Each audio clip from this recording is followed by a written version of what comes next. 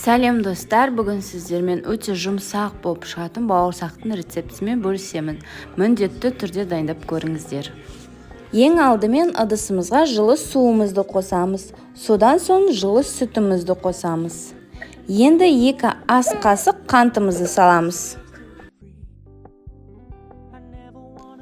Тұзымыз бен ашытқымызды қосып, бәрін жақсылап тұрып араластырып аламыз. Енді апарамыздың бетін жауып, жылы жерге 15 минутқа қойып қоямыз.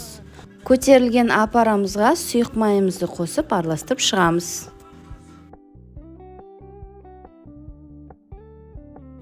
Енді үстіне електен өткізілген ұнымызды салып, жұмсақ қылып қамыр илейміз.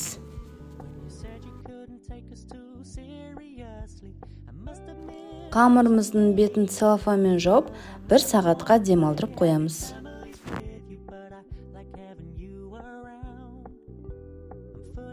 Мінеки қамырымыз 2 есе болып көтерілді.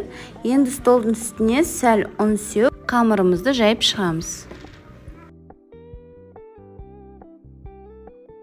Өзіңіздің қалауыңызша етіп кесіп алуға болады.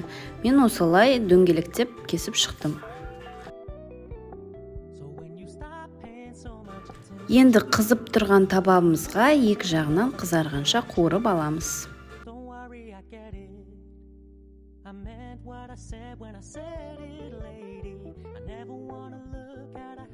Мінеки бауырсақтарымыз дайын болды. Міндетті түрде дайындап көріңіздер.